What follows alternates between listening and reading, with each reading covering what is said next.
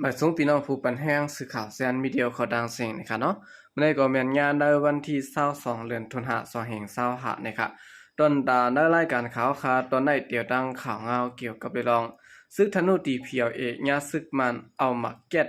อำนั้นหมักเมาปล่อยใส่อ่ำย่อมหาลุกนะคะเดี๋ยวดังข่าวเงาในเซียวก็มาผักตอนวันพี่น้องเขาก็นะคะเมื่อวันในคณะของสีซึกมันไหลยืมหมักเก็ตมีกล้องอำนั้นหมักเมาแล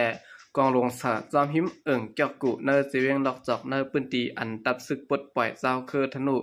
DPLA ต้นหนึ่งไว้นั่นไหน DPLA เป็นเผาออกไว้ดังไหนในวันที่20เดือนตุลาคม2565ปนมาในของสีซึกมันเอาหมักแกตมีกล้องหมักเมาและกองลงยี่สายจอมเจอวันในเกวันลอยของและแพทย์ยินกุ้งเนอเอิ่งเกี่ยวกุเจเวงหลอกจอกเมืองไต้ปัจจานปืนเตียนมีตับซึกปลดปล่อยกนเมืองธนู DPLA ต้นหนึ่งอยู่เศร้าไว้เจอนั่นวันไหนค่ะเนื้อแก่ข้าวยามกลางวันเต็ง12 โมงต่อพอถึงยามบ่ายวัน1 โมงนั้นของสีซึกมันปล่อยหมากแกดมีกล้อง4 ลูกถึงมาข้าวยามบ่ายวัน3 โมง21 นาทีนั้นซ้ำปล่อยหมากสายแทง1 ลูกบ่ายวัน3 โมง28 นาทีนั้นยืมหมากลงสายแทง2 ลูกนะครับของสีซึกมันเขาในลาลีลามยื้อกองลงเขาสายตีหิมในเอิงเกี่ยวกูนั้นเสียแหละมีลองเปิดหน้าซึกหล่อตึกอยู่วันไหนครับของสีซึกมันเขาในจะตื้อหมากแกดอำนันหมากเมาอันจันเมืองดุมฟ้าเขาหามตาไว้นั้นเสียแลป่วนเปลี่ยนหมายมีจันเมืองดุมฟ้าเสียเยากำปล่อยหมักใส่คนเมืองในพื้นที่อันซุ้มอ้อยลีเทียนเอาเอกเขากุ้งกำไว้อยู่อำทันไว้วันนี้ครับสืบเสนอข่าวขึ้นมาถ่อมด้วยข่าวเงาเกี่ยวกับเรื่องนางยิงก่อนหนึ่งในคณะญาติจวนรถเขิงจอมตางตีเวงเก่งตุงเนี่ยครับตีเวงเก่งตุงเมืองได้ปลดออกในมีนางยิงก่อนหนึ่งพองตึกเขารถเขิงกว่าจอมตางนั้นญาติจวน6 เกาะจวนเอารถเขิงพงและเงินจะได้กว่านะครับเกี่ยวกับเรื่องในเมื่อในวันที่20เดือนตุลาคม2565ข้ายามกลางวัน12 โมงนั้นมีนางยิงก่อนหนึ่งตึกเขารถเขิงกว่าพองติดถึงตั้งหลงน้ำปังเส้นตั้งกว่าลอยมวยที่หิมจากเผาก้นตายที่เว้งเก่งตรงนั้นมันนางญาติสวนรถเขิงแล้วว่าก้นสวน6 ก็นั้นเปลี่ยนเจ้าลาหูปาเลียวมาเฮ็ดตั้งมันเสร็จแล้วจนเอากว่า Honda Wave 1 ปาก25i ปี2023เป็น4 2 หม่นไล่กว่าป้าพงเล็ดมีโปรและดังเรียวมีโน้ต13ประดังเงิน 200,000 แท่งนะครับก้นจำใจก้อนถูกโจรนั่นลัดว่ากาขันรถเครื่องในเต็มมีหมอ6500,000ค่ะพงซ้ำลูกหนึ่งมีกาขัน100,000แทงลูกหนึ่งซ้ำ650,000ค่ะโจรอันมาโจรกว่านั้นเปลี่ยนเจ้าเครือลาหูค่ะเขามีโฮก็ปาแล้ว2 หมักไหว้จนกว่าไล่หมอก10 มันในก็เข้าขาอ่อนกันซ่อมหาอยู่เจ้าหน้าที่อุปเปิงในพื้นที่กูดีก็ไล่เตียงไว้หมดเยอะวันนะครับกุนมันในพื้นที่ขนาดว่าที่เวียงเก่งตุงในใกล้มีลองพิษป้อมังโหกันลองลักจักขุดก่อเหลืองลองคาแหมกันตายก็ใกล้มีกูวันแลกว่าหลายมาแล้วก็ไล่ไม่จักกูเฮอำมีลองห่มลมสังเยอะวันนะครับปวนมาในวันที่18 เดือนตุลาคม2025ข้าวยามไว้วัน2 โมงคืนนั้นก็มีคนก่อนหนึ่งอ่างมาเฮ็ดการตีนาเวียงนะครับพ้องตึกถึงตีเส้นตั้งแวะตีเวียงเก่งตุงอยู่นั้นญาติจนพันสายหวานหูมันภายหนึ่งเสียแลเอากับพวงและรถเครื่องมันป้านะครับปวนมาพึงสังนั้นลองใจสอมสีถูกแหมตายตีเส้นตั้งแวะเวียงเก่งตุงนั้นก็ไปตีเงียบไหลผู้ป่วนเปลี่ยนขาแหมตายวันนะครับเอาคันได้ก็เป็นข่าวเงานะครับตีเวียงตะกี้เล็กในจนเรื่องนำเตะนะครับพวกเงียบใดก็อำถูกดีปล่อยไว้นะฮะเนาะหลุดถูกดีเอาตาพิษกว่าหาวๆแห้งๆเนี่ยค่ะสืบเสนอข่าวขึ้นมาถ่อมด้วยข่าวเงาเกี่ยวกับเรื่องพนังของสีซึกมันเขาในเจ้าเครื่องวินตึกปล่อยหมากใส่หมอหินแห่ตีเว้งหนองเขียวเลยซุ่มกว่าขันเงินเขหมอก1700,000 หยอดนะครับในวันที่20 เดือนตุลาคม2565ปนมาในของการผ่ายข่าวซึกตางปืนเผาไว้ว่าย้อนซึกมันเจอเครื่องมินตึกปล่อยหมากลงแห้งหาปากป่องสารเนอร์สิเวงหนองเขียวเข้ายามกลางวันหมอก12 โมงครึ่งนั้น2 ลูกนะครับหมากลงตกสายคอบันีคุดแห่เตืองยาเครื่องจากลง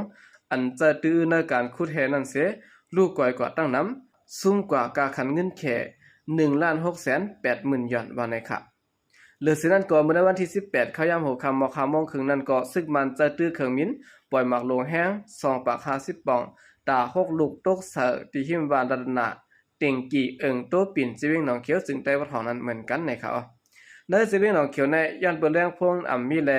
จะตื้อได้แรงอินเทอร์เน็ตก ก้วยมกายังตึกเปลี่ยนพอซึกมันตั้งซึกตางแข่งแข่งการซึกต่อกันอยู่และเฮ็ดให้การกับสืบติดต่อหยับผิดยินเซอร์นะครับในหัววันในการเล่นเมในก้วยกวนเมืองวันโคกน้ำและ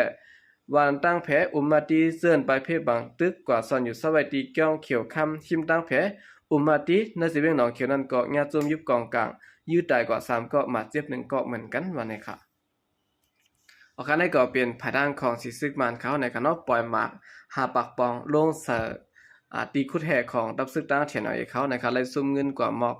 17 แสนหยวนนะครับนั่นเลยว่าซุ่มงำนำอยู่นะครับในปืนตีนซึกตั้งเขากุ้มกำนั่นได้ก็ย่างเปลี่ยนปืนตีเปลี่ยนปางตึกในก็ว่าอะไรอยู่นะครับเนาะก็เพราะว่าผาด้านของสิซึกมันเขาย่างตึกปืนนาซึกต่อซึกตั้งเขาอยู่แลอันนั้นปืนตีจะไหนอันไปเปลี่ยนปืนตีอันหลอดเพในก็ว่าอะไรนะครับลายในปืนตีอันซึกตั้งเขากุ้มกำไว้จะได้ก็ภายทางของสิซึ่งมันยังตึกสืบคัดสายตึกยื้อในการบริเวณตั้งกลางหาว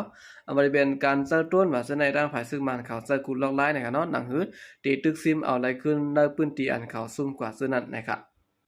สืบสินเอาข่าวขึ้นมาถ่อมด้วยข่าวเงาเกี่ยวกับเรื่องมินออนไลน์ลาดว่าเมื่อปันเอเนลตีอำเฮ็ดจอมหนังปักเปิงอำห้องปังกุ้มภายเกียรติแค่นะครับจอมซึกมันมินออนไลน์ลัดกว่าในปังกุมอันจะเฮ็ดกว่าตีในปีต่อเมื่อวันที่19เดือนธันวาคม2025เขาย้ำกลางนั้นว่าเมื่อในปี2025ปานลงปองจึงนกยุง NLT นั้นอยู่รับซึกมันปันลองห่มลมปันลองห่มมือเฮ็ดสามารถเตรียมตีอยู่เสตะในเงาลายลำลองนั้นอำห้องเฮ็ดปังกุมของสีผาห่มลมและภายการเก็ดเคเฮกังมาวันนี้ค่ะ